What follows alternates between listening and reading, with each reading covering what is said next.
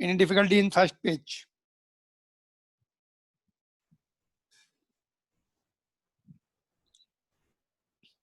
Last question में देखो थोड़ा सा कंफ्यूजन था इसमें. 3 charges are placed at the vertices of an equilateral triangle of side A shown in the figure. तो ये देखो, this is minus, plus and plus. ठीक है. The force experienced by the charge placed at the vertex A in the direction normal to BC. ये BC है, इसके इधर या इधर परपेंडिकुलर टू BC निकालना था. तो ये वाला नीचे वाला चार्ज तो इधर खींचेगा इसको, ये वाला चार्ज इधर पुश करेगा, तो नेट फोर्स तो इधर आ जाएगा.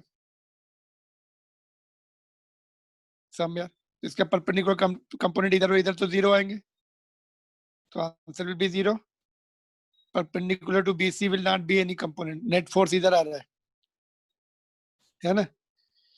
तो none of its component will be perpendicular to BC. Clear? Somebody had doubt yesterday. All right. तो जीरो होगा perpendicular to this. All right. Bhavika, you are joined, है ना? We are discussing the paper which was yesterday, है ना? Okay. Next बोलो, और किसमें doubt था? इस पेज पे कोई और डाउट है तो जल्दी से बताओ. Moving on to the next page. इस पर बोलो. ये जो चार्ज ये जो दिया है यहाँ पर यूनिफॉर्मली चार्ज स्फीयर, हॉलो नहीं दिया है. यूनिफॉर्मली चार्ज स्फीयर मतलब ये कोई ऐसे सॉलिड स्फीयर है, अंदर तक चार्ज है उसमें. तो कौन से मटेरियल का होगा ये? This will of course will not be conducting material. This has to be non conducting. जैसे कोई प्लास्टिक की सॉलिड बॉल हो गई, या रबड़ की हो गई, ग्लास की हो गई, उसकी बात कर रहे हैं. तो ये एनसीईआरटी के कोर्स में नहीं है ये क्वेश्चन. ऑफ कोर्स एनसीईआरटी के कोर्स में नहीं है, तो you are not expected to do it right. तो उसमें ऐसा कुछ फार्मूला आता है के Q R upon capital R Q, तो directly proportional to R inside. अंदर जो इनवर्सली ये टच नहीं करेगा. ऑफ कोर्स यहाँ पे बाय मिस्टेक उन्होंने टच करता हुआ इनफाइनाइट आउटसाइड पॉइंट चार्ज जैसा होगा. It will be like this. थोड़ी सी मिस्टेक है उसमें, करेक्शन करने के लिए बोला था. ठीक है, इनफाइनाइट पे जीरो होगा वो जाके ऐसे. तो this was just beyond the course of NCERT book.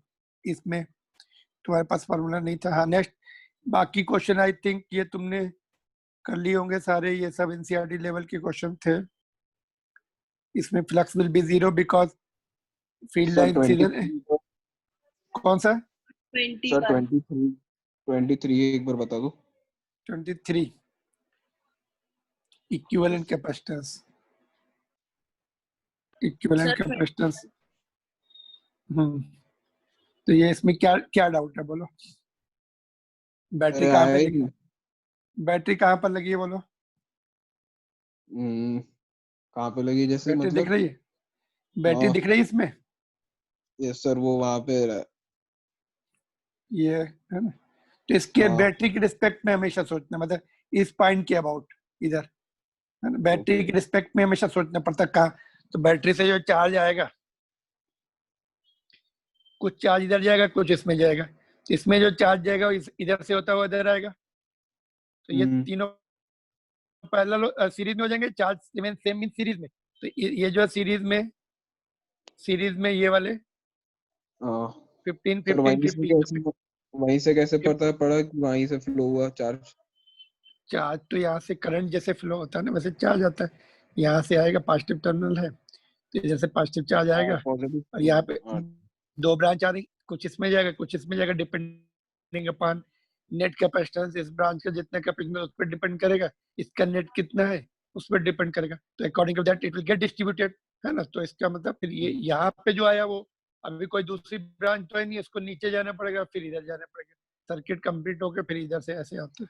Current सोच लो. चलो तुम्हें चार्ज का अगर डाउट होता है करंट सोच लो. करंट ऐसा आया, बट प्रैक्टिकली में चार्ज होता है, वो करंट नहीं होता. बट तुम्हें जो इजी हो इंटरप्रिटेशन करने के लिए, थोड़ी देर के लिए समझ लो ये रेजिस्टेंस है, ये भी रेजिस्टेंस है, ये भी रेजिस्टेंस है.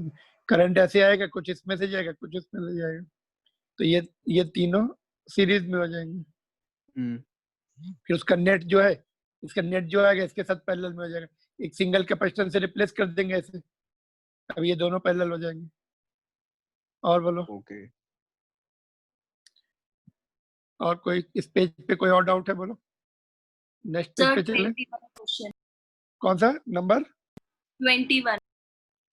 21 है इसी पेज पे, ठीक।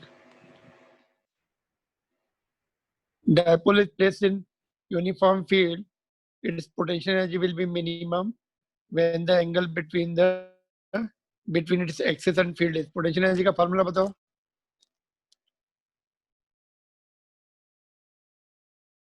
बोलो पोटेंशियल एनर्जी का फार्मूला। सर पोटेंशियल एनर्जी का फार्मूला किसका डाउट था? ये जल्दी बोलो, किसका डाउट था? मेरा सर।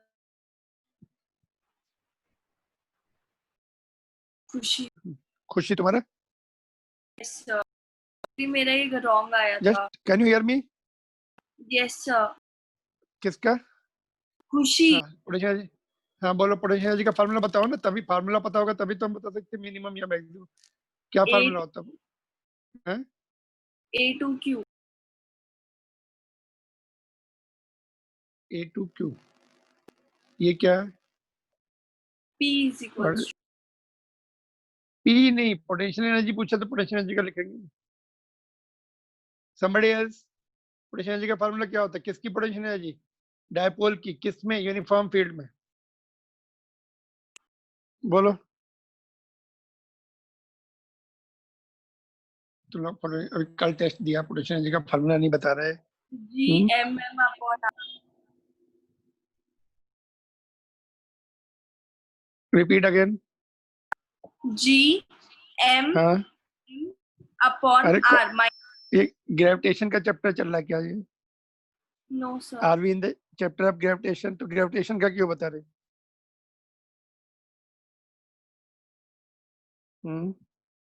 इलेक्ट्रोस्टैटिक्स का है ना?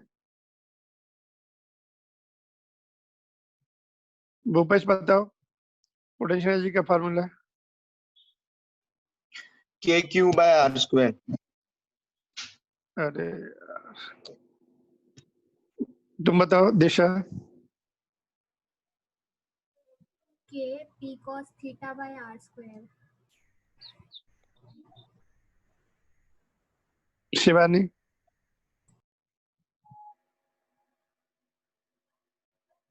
शिवानी बताओ।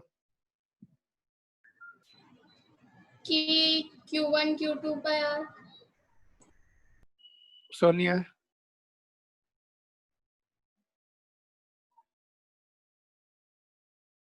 सोनिया बताओ फार्मूला।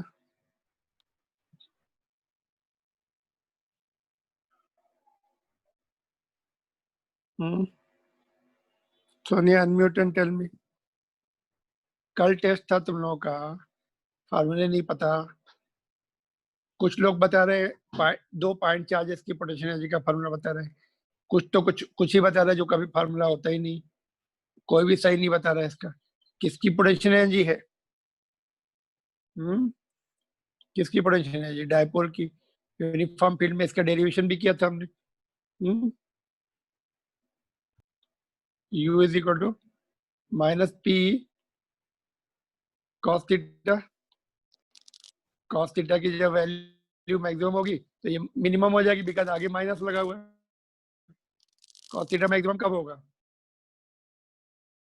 जब तुम्हारा 0 हो, 0 पर उसकी पोटेंशियल एनर्जी मिनिमम होती, 180 पर मैक्सिमम होती। Got it? 0 डिग्री एंगल को हम बोलते हैं स्टेबल इक्विलिब्रियम। स्टेबल इसलिए कि टॉर्क 0 होता है, इक्विलिब्रियम इसलिए कि भाई आई मीन स्टेबल इक्विलिब्रियम है, टॉर्क 0 है। स्टेबल इसलिए पोटेंशियल एनर्जी मिनिमम होती माइनस पी। 180 पर भी टॉर्क 0 होता है, साइन थीटा था टॉर्क के फॉर्मूले में, and that is what is called potential energy में cos 180 इज -1। तो तुम्हारा पोटेंशियल एनर्जी पी हो जाती, मैक्सिमम हो जाती, पॉजिटिव हो जाती वो। फार्मूले याद रखो ना तुम लोग, कैसे कर रहे हैं अभी, ये चैप्टर का टेस्ट भी हो गया, फार्मूले याद नहीं। स्कोरिंग तो अच्छी की थी तुम लोगों ने, कुछ sum of your cross 100, 2 student cross 100, both the Khushi cross 100 out of 120 it was. फिर फार्मूले नहीं आ रहे, ऐसा इसका मतलब क्या इंडिकेशन है? सर कंफ्यूज हो गए थे। कंफ्यूज नहीं होना है ना, पक्का करके रखना है बिल्कुल अच्छी तरीके से, रोज का रोज खूब जम के पढ़ाई करने का। और बोलो नेक्स्ट वन।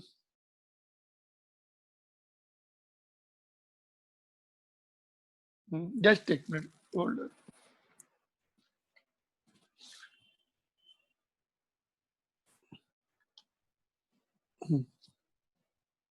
और एक मिनट, जस्ट क्वेश्चन जो है, और किसमें डाउट है मैं थोड़ा मैसेज कर दूं, नंबर बताओ तब तक मैं उस क्वेश्चन को सामने लाता हूँ।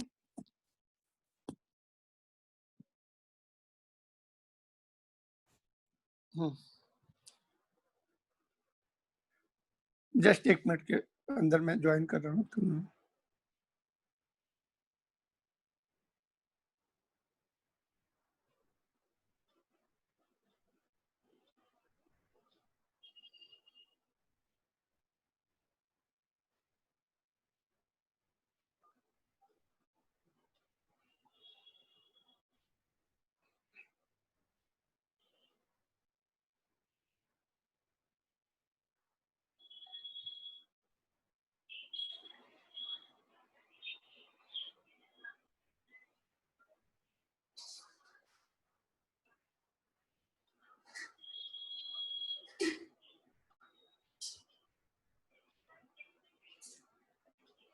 Aaron, you join or not?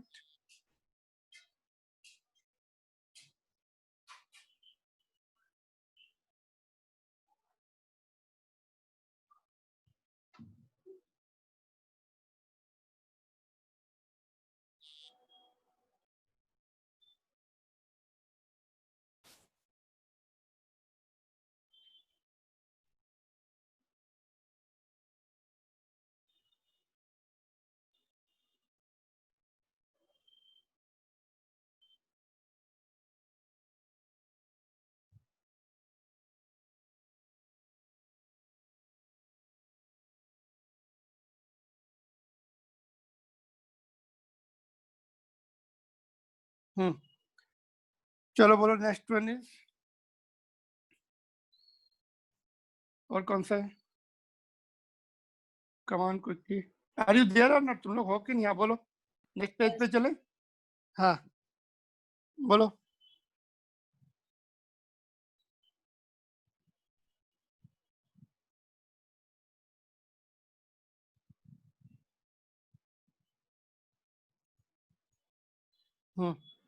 Next page पर। Saran, you join? Yes, sir. Okay, class is up to 7:15 and tomorrow no class. Alternate day class will be there now, 6 to 7:15 and no class मतलब tomorrow. Okay. Monday, Wednesday, Friday class रहेगा। हाँ बोलो जल्दी से, doubt पूछो फटाफट, और कौन सा? then we'll start the class. हो गए ये वाले क्वेश्चंस इस पेज के 24 onward? मेरा 26 वाला रॉन्ग था, वो पता नहीं कैसे आया मेरा रॉन्ग। क्लास में किया हुआ है ये, जस्ट नोट्स पढ़ लेना, क्लास में किया हुआ है ये, ठीक है? ये दोनों सीरीज दो कैपेसिटर बनते हैं इसमें, एक ऐसे दो बन जाएंगे ना, और सीरीज में चार्ज ऊपर से आएगा तो ऐसे होता हुआ नीचे आएगा। एक कैपेसिटर ये जिसमें डाइलेक्ट्रिक भरा हुआ है, एक नॉर्मल बिना डाइलेक्ट्रिक वाला। तो 1/CS will be 1/C1 plus 1/C2। और क्या डिवाइड हो रहा है? ये गैप डिवाइड हो रहा है D/2। प्लेट्स पूरी फील्ड होंगी, प्लेट्स जो है एरिया पूरा रहेगा उनका, ऐसा है ना, ऐसे इस तरह से कुछ, बट गैप डिवाइड हो जाएगा तो D/2 लिखेंगे डिस्टेंस में, ठीक है? चलो और बोलो इसमें और क्या डाउट है? तो ये नोट्स पढ़ लेना, इसमें हमने क्लास में किया ये। और नेक्स्ट क्वेश्चन पूछो, नेक्स्ट डाउट पूछो जल्दी से, then will move on to the regular topic. और कोई है इसमें? ये वीट स्टोन बेस है, बैलेंस कंडीशन वाला। ये C1 मतलब यहाँ से देखेंगे, इसमें सीक्वेंस उन्होंने नंबरिंग अलग कर दी, ये और ये C1 C2 हमने बनाया हुआ, ये C3 C4 ये C5 बनाया, तो ये हट जाता है, ये बीच वाला जो होता है, तो और इक्वल है सारे 4 के, ये 4 ये 4 ये 4 ये 4, ये काम के रहते, ये वाला तो हट ही जाएगा, तो 4 ये आंसर आ जाएगा इसमें, ये मैंने क्लास में तुम्हें बताया हुआ है। यस, इधर कुछ डाउट है? ये दोनों क्वेश्चन हाफ CV स्क्वायर से आ जाने थे, एनर्जी स्टोर का हाफ CV स्क्वायर से। इसमें क्या प्रॉब्लम थी खुशी पाहुजा? इन दोनों क्वेश्चन में क्या प्रॉब्लम थी? ये दोनों क्वेश्चन में क्या प्रॉब्लम थी तुम्हें? तुमने ये दोनों छोड़ के बाकी सब सही कर दिए थे? और सर हम इसमें सॉल्व मिस्टेक, कर रहे थे, हमको दूसरे क्वेश्चन में टाइम ज्यादा लग गया तो ये सॉल्व नहीं हो पाया, आधे आधे सॉल्व हुए थे। अच्छा आते हैं तुम्हें ये? हो Yes, जाएंगे sir. अभी? Yes, ये sir. तीनों सीरीज में है, उनका Yes, नेट sir. निकालिए इसके साथ पैरेलल में। इसमें क्या था? ये इसमें ये दोनों पॉइंट सेम पोटेंशियल पे है, तो ये दोनों एक साथ आ जाएंगे ये, क्योंकि बीच में यहाँ से यहाँ तक कोई कैपेसिटर नहीं है, ये इधर इसके साथ आ जाएगा, ऐसा ऐसा आ जाएगा जी। देखो Yes, sir.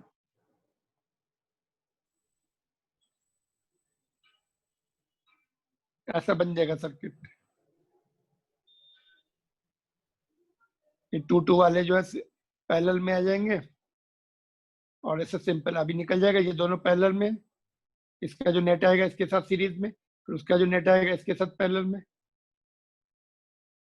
देखो ये 2 पैरेलल में है तो 1 हो गया, इसके साथ फिर हमें नहीं 4 हो जाएगा, इसके साथ दोनों मिलके 4 हो जाएंगे, 12 के साथ सीरीज में 3 आ जाएगा, और ये 2 के साथ पैरेलल में है तो 5 आ जाएगा। आई थिंक बी आंसर होगा शायद इसका, ठीक है। और ये इसमें मिस्टेक थी तुम्हारी, 15 में। देखो यहाँ पे क्या लिखा है, यूनिफॉर्मली चार्ज स्फीयर, तो ये हॉलो स्फीयर थोड़ी लिखा था, यूनिफॉर्मली चार्ज स्फीयर मतलब ये पूरा अंदर से बाहर तक चार्ज है, ऐसा वाला, ठीक है। Yes, sir. ये कंडक्टिंग होगा कि नॉन कंडक्टिंग होगा? कौन सा होगा, नॉन कंडक्टिंग है कि कंडक्टिंग है? Conducting. ये कंडक्टिंग नहीं हो सकता, नॉन कंडक्टिंग है, ग्लास का होगा या वुड का। कंडक्टिंग में तो चार्ज अंदर रहते नहीं, एक्स्ट्रा चार्ज सरफेस पे आ जाते हैं। It has to B,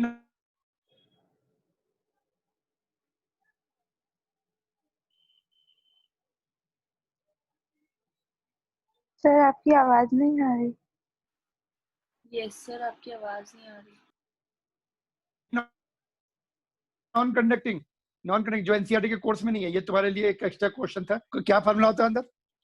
KQ by R KQ R by into R R upon cube. R cube, ये होता है नॉन कंडक्टिंग सॉलिड स्फीयर का ये फार्मूला होता है। R is the distance from centre, inside के लिए ये डायरेक्टली प्रोपोर्शनल टू R है ये, तो अंदर तो ऐसे चलेगा, और बाहर तो पॉइंट चार्ज जैसे ही होता है, ये ऐसे आ जाएगा, ये यहाँ पे टच नहीं करेगा, ये ऐसे चलेगा, इस तरह से इनफाइनाइट पे जाके ज्वाइन होगा। ये आउटसाइड तो सभी पॉइंट चार्ज जैसा बिहेव करते हैं, अंदर जो है बस डिफरेंट है। ये अर्थ की फील्ड भी, अर्थ का अगर समझ ग्रेविटेशन के चैप्टर में जाए तो अर्थ की फील्ड का यही फार्मूला होता है।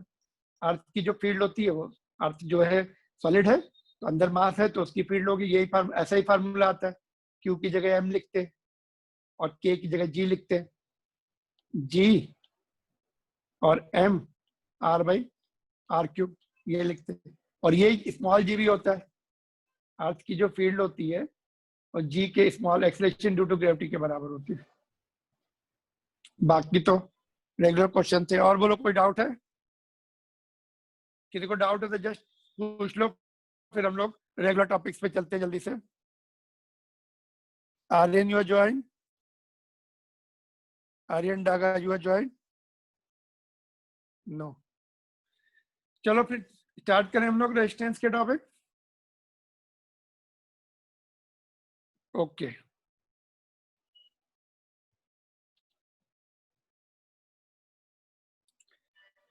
तो रजिस्टिविटी चल रही थी ना, ये क्वेश्चन दिया था मैंने होमवर्क में, क्या ये सब ये डिस्कस हो गया था कि कंडक्टर में ये तो कांस्टेंट रहता है। ये तुम्हारी क्लास में हो गया कि नहीं हो गया, जल्दी बताओ, unmute and tell me.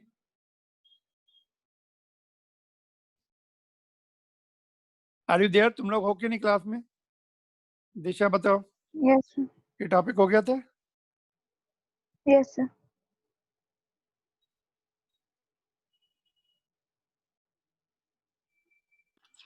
Sir exercise आवाज आ रही तुम लोगों को? Bhupesh, Yes, sir. खुशी, something has Yes. Gone wrong, कुछ गड़बड़ हो गई लगता है। सर कभी कभी आ लिंक रही है, नहीं है कभी क्या? नहीं आ रही है। Yes, sir.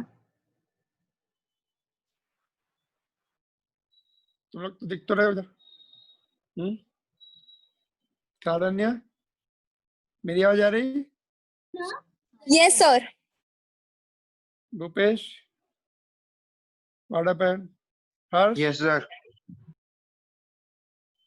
Shivani, Yes, sir. Yes, sir. Hello, unmute करके बताओ क्या है, क्या प्रॉब्लम है? सारण्या,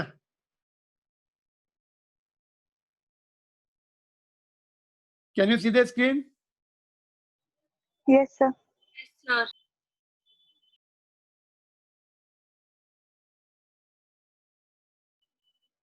Bhavika, Yes, sir. Can you hear me? Yes, sir. Unmute and tell me.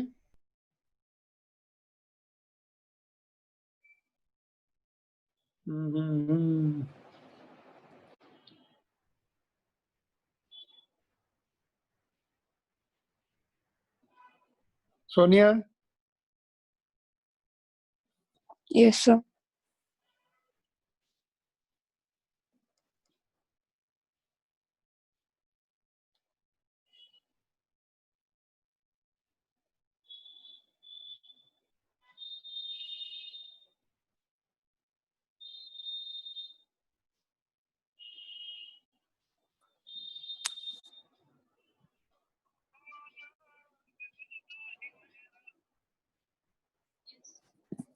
हाँ खुशी, क्या कुछ Yes, प्रॉब्लम sir. है लिंक में? आवाज तुम लोग रिस्पॉन्ड नहीं कर रहे? सर बोलो, अरे आवाज आ नहीं आ रही रही है ना, मैं आपकी पूछ आवाज? रहा हूँ, नाम लेना हो तो मुझे आवाज आई नहीं रही आवाज। तुम लोग को सुनाई पड़ रहा है सब? Yes, sir. कंटिन्यू करूँ फिर? Yes, sir. ठीक है, चलो कुछ प्रॉब्लम आएगी तो फोन करके बता देना, वहीं पर रोक दूंगा मैं। ठीक है, मेरे पास Yes, आवाज sir. नहीं आ रही। ओके ठीक।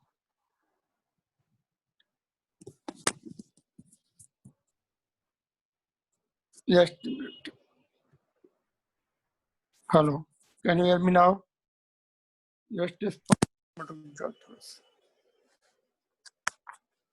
Yes, sir.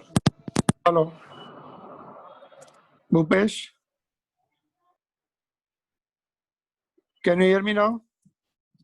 Hello. Yes, sir. हाँ sir.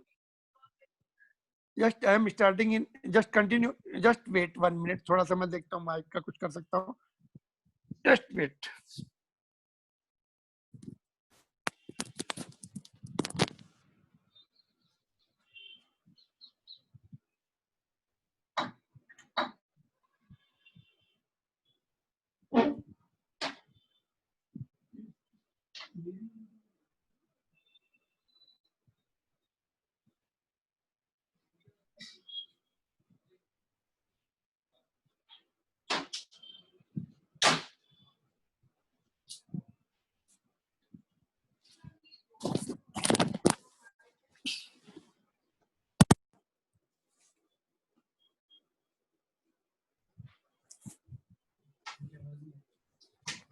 मेरी जा रही है, छुट्टू जी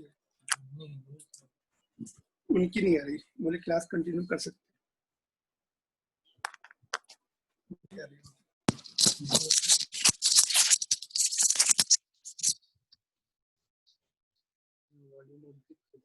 अच्छा वॉल्यूम बड़ा। हेलो, Yes, हाँ, sir. Can you hear me now? Yes, Bhupesh, sir. Yes, sir. Just respond. Yes, sir. नहीं, मेरे पास आवाज नहीं आ रही। I think they are able to listen, और Yes, sir. मुझे आवाज नहीं आ रही वापस। इसको अनम्यूट करके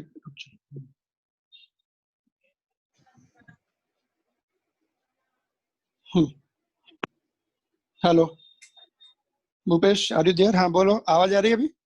हाँ सर आई आ एम रही नॉट है। Able to hear you. चलो मैं कंटिन्यू करता हूँ क्लास पे, कंटिन्यू कर दो। हेलो। नहीं, सभी से पूछा। हर्ष, यू हाँ रिस्पॉन्ड। सर, आवाज आवाज आ रही है सर। एक मिनट दे दो, वही माइक दे दो।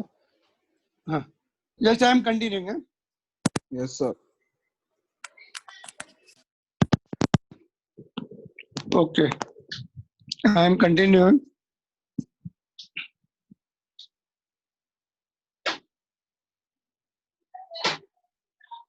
ओके, चलो। So this point we were discussing,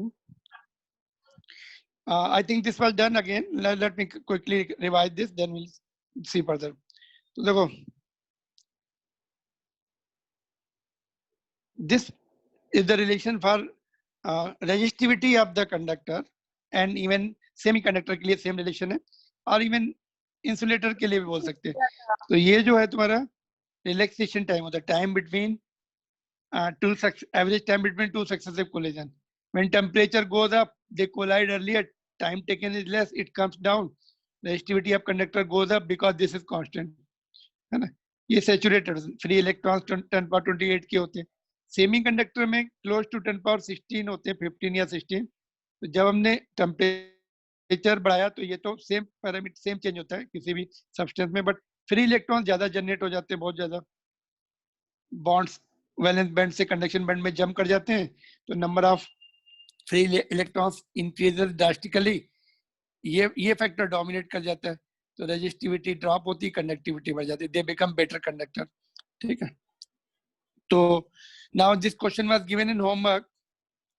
room temperature 27 पर जो है रेजिस्टेंस 100 था, at what temperature it will be 117 ohm alpha was given. इसमें वैल्यू पुट करनी थी, ये 117 था, ये 100 दिया था, इसको डिवाइड, इसको इधर लेके डिवाइड करके सॉल्विंग बात की, इसमें सॉल्व करना था।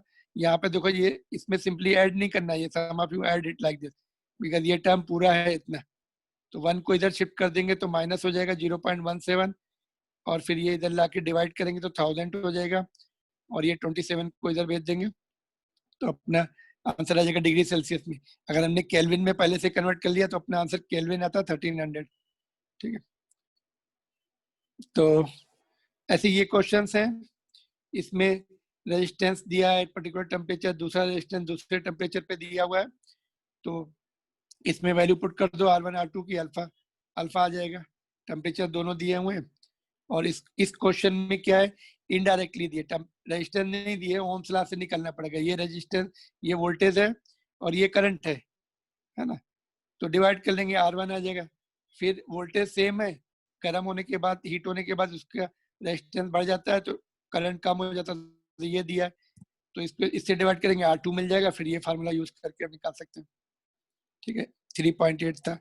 ये जो है solid example, I mean solid example है, इसमें भी ये एक रेजिस्टेंस दिया था, और दूसरा जो है डिवाइड करके निकालना था R2, फिर फार्मूले में वैल्यू पुट करनी थी। ये दूसरा सॉलिड एग्जांपल मैंने बताया था, शायद एक्सप्लेन कर दिया था कि ये आइस पॉइंट है, आइस पॉइंट पे 5 है, स्टीम पॉइंट पे इतना है, तो स्टीम पॉइंट मीन 100 पर रेजिस्टेंस ये दिया है, तो 0 पर ये दिया हुआ है इतना, तो इससे अल्फा आ जाएगा। अल्फा निकालेंगे, फिर दूसरी कंडीशन फिर पूछा कि इतने रेजिस्टेंस पर कैलकुलेट द, मतलब इतना रेजिस्टेंस कौन से टेम्परेचर पे होगा। अल्फा ऊपर से निकाल के ये फार्मूले में पुट कर देंगे, फिर से 0 के साथ ले लेंगे, पहला 0 लेंगे, उसका 0 वाले का ले लेंगे, ये इतना आइस पॉइंट पे 5 था, 0 पे, तो ये थोड़ा उन्होंने फार्मूले को चेंज करके वैल्यू पुट की है। ये तुम्हें समझ में नहीं आएगा, ऐसे कर लो, समझ में आ जाएगा वो भी, बट ये थोड़ा अपने मेथड से कर लो तो इट विल बी डन। तो 3.4 ये। ठीक है, ये क्वेश्चन होमवर्क में I think it was given, नहीं भी गिवन है तो देखो अभी इसको मैं समझाता हूँ। इंपॉर्टेंट क्वेश्चन है ये, सी पहले रब कर दो इसको। क्वेश्चन ये है, current voltage graph for the any conductor at 2 different temperature is given. Suppose एक कंडक्टर है, तो हमारे पास कोई कंडक्टर है, उसको वोल्ट बैटरी लगा के और मीटर वोल्ट मीटर लगा के एक टेम्परेचर पे हमने ग्राफ बनाया, तो एक आ गया, ये टेम्परेचर उसका चेंज किया तो दूसरा ग्राफ, एक ही कंडक्टर के 2 ग्राफ दिए, एक ये तुम्हें पता करना था which temperature is higher। अभी हमने सीखा ऊपर if temperature increases resistance increases, तो इसमें से जिसका रेजिस्टेंस मोर आ जाएगा, जिसका भी रेजिस्टेंस मोर आ जाएगा इसका तो ये हायर होगा, इसका जब मोर रेजिस्टेंस है तो ये हायर होगा। बट बी केयरफुल, यहाँ पे आई दे दिया, यहाँ पे वी दिया।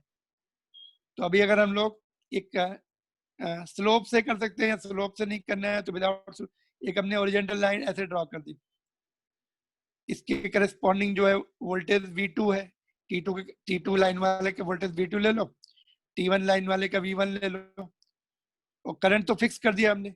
ओम्स लॉ क्या बोलता है, R इज इक्वल टू, मतलब ओम्स लॉ से R is equal to V by I तो हमने फिक्स कर लिया ओरिजिनल लाइन करके। तो corresponding to T2 voltage is V2 है ना, corresponding to T1 voltage is V1, तो V1 is greater, therefore resistance R1 is greater, है ना। ये voltage is the deciding factor, current हमने ओरिजिनल लाइन ड्रॉ करके फिक्स कर लिया। तो जो वोल्टेज बड़ा होगा, जो वोल्टेज ज्यादा होगा उसका रेजिस्टेंस ज्यादा होगा, तो V1 इज ग्रेटर, तो V1 का रेजिस्टेंस ज्यादा होगा, R1 इज ग्रेटर, तो R1 ग्रेटर है तो इसका टेम्परेचर मोर होगा, T1 इज ग्रेटर। अगर V को इधर ले आए और I को इधर ले आए तब फिर T2 आंसर होता। तो इंटरप्रिटेशन वर्टिकल लाइन ड्रॉ करके भी इंटरप्रेट कर सकते हो, ऐसे लाइन ड्रॉ कर लो तो वोल्टेज फिक्स कर लो, current is the deciding factor, जिसका करंट कम आएगा वो रेजिस्टेंस ज्यादा होगा, करंट के इनवर्सली प्रोपोर्शनल होता है। This is good question, logical question है। तो जस्ट रिस्पॉन्ड मी, अभी आवाज, अभी just one of you unmute and tell me. Yes sir, Yes, sir. समझ। हर्ष आवाज आ रही मेरी? हाँ सर। नहीं, तुम्हें आ रही होगी ऑफ कोर्स, मुझे अभी भी नहीं आ रही, कोई बात नहीं, कंटिन्यू।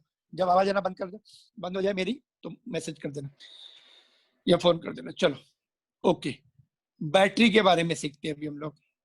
बैटरी जो है और सेल, एक cell is the battery is the combination of cell. तुम लोगों ने सेल देखे होंगे, पेंसिल सेल आते हैं है ना, रिमोट में डालते हैं है ना, या फिर अपन वॉचेस में, क्लॉक वगैरह में डालते हैं।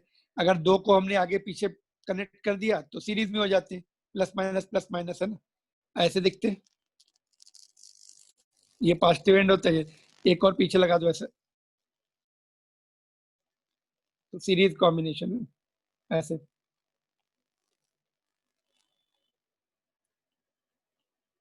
यहाँ पे बल्ब लगा दिया से, जितने ज्यादा सेल लगाएंगे उतनी ज्यादा वोल्टेज होगा, उतनी ज्यादा ब्राइटनेस हो जाएगी। तो series combination of cell is called battery, है ना।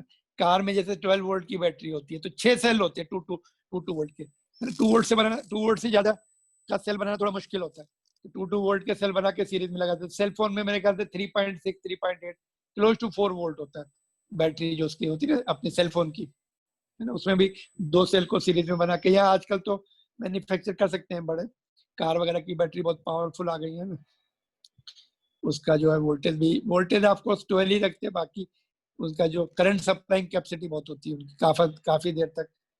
टेस्ला वगैरह कार जो है पूरी इलेक्ट्रिकल है और पावरफुल इंजन, पावरफुल बैटरी है उसमें, है ना।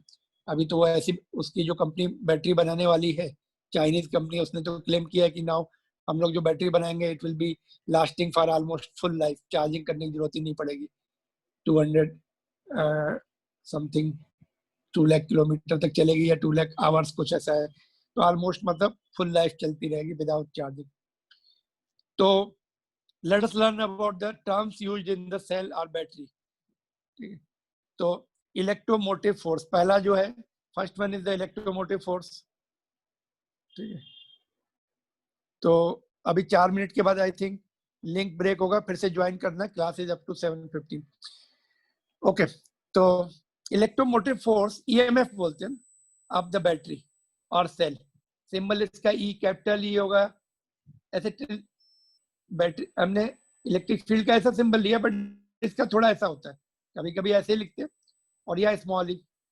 तो इलेक्ट्रोमोटिव फोर्स, ये फोर्स नहीं होता है एक्चुअली, ये पोटेंशियल डिफरेंस होता है। It is the potential difference between the 2 terminals of the cell when no current flows through the cell. जब करंट उसमें फ्लो नहीं होता उस समय जो उसका पोटेंशियल डिफरेंस होता है उसको बोलते हैं। जैसे सेल मार्केट से लेके आए हम, उसमें 1 पॉइंट फ्रेश जो नया सेल होता है 1.5 लिखा रहता है, वो उसका ईएमएफ होता है। और जब हम उसको सर्किट में कनेक्ट कर देते हैं तब थोड़ा सा ड्रॉप होता है, उसके इंटरनल रेजिस्टेंस होता है अंदर, थोड़ा सा ड्रॉप हो जाता है। जब सर्किट पे नहीं लगाया है उस समय जितना टर्मिनल पोटेंशियल होगा, ओपन सर्किट या करंट डजंट फ्लो, उस समय जितना पोटेंशियल डिफरेंस होता है उसको हम ईएमएफ बोलते हैं। नाउ इसकी दूसरी डेफिनेशन ये भी है, work done by the source to move the unit charge in close loop, है ना। हमने पोटेंशियल पढ़ा था इलेक्ट्रोस्टैटिक्स में, वर्क डन पर यूनिट चार्ज, इसको 1 कर दो, चार्ज W/Q वर्क डन पर यूनिट चार्ज, ये पोटेंशियल की डेफिनेशन है। यहाँ उस डेफिनेशन से भी डिफाइन किया हुआ है, work done by the source, battery कितना वर्क करेगी to move the 1 coulomb charge in the close loop, एक पूरे लूप में उसको भेजने के लिए क्लोज लूप में कितना वर्क डन करना पड़ेगा, वो उसका पोटेंशियल डिफरेंस के बराबर होगा, है ना। तो अभी हम लोग ओम्स लॉ यूज करेंगे, ओम्स लॉ, तो V is equal to IR होता है, तो V की जगह E लिख देंगे, EMF, ये भी तो पोटेंशियल डिफरेंस ही है, पोटेंशियल है, तो इस फॉर्म में यूज कर लेंगे अभी। ऐसा unit of EMF will be volt, potential difference ही है तो वोल्ट होगी, and it is measured by the instrument called potentiometer. Potentiometer instrument हम लास्ट में पढ़ने वाले हैं, वो मेजर कर सकता है, वोल्ट मीटर मेजर नहीं कर सकता। वोल्ट मीटर जैसे कनेक्ट करते हैं तो करंट फ्लो होना शुरू हो जाता है, जब करंट फ्लो शुरू हो जाएगा तो फिर ये EMF नहीं बता पाएगा, तो वोल्ट मीटर से मेजर नहीं कर पाते। पोटेंशियोमीटर क्या करता है, बिना करंट फ्लो हुए वो EMF निकाल लेता है, उसका पोटेंशियल डिफरेंस निकाल लेता है। तो that is what is the electromotive force of the battery. तो नोट कर लो इसको।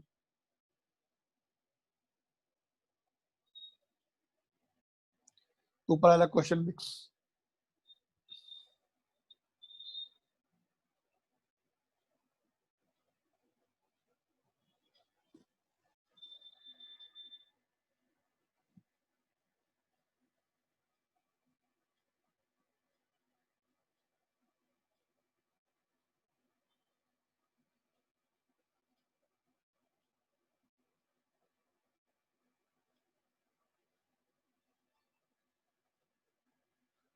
Alright.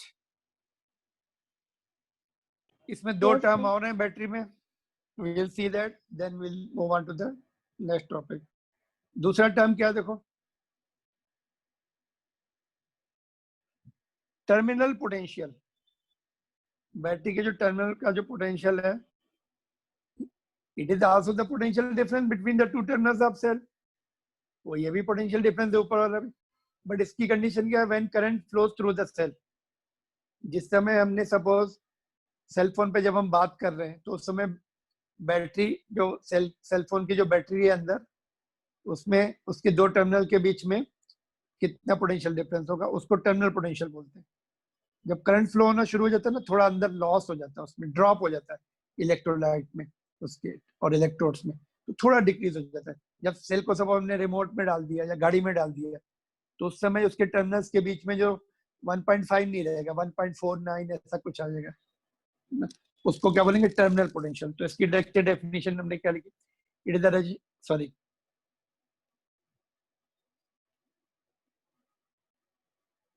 it is also the potential difference between 2 terminals of cell when current flows through the cell, and its SI unit is also volt, and it can be measured by the voltmeter.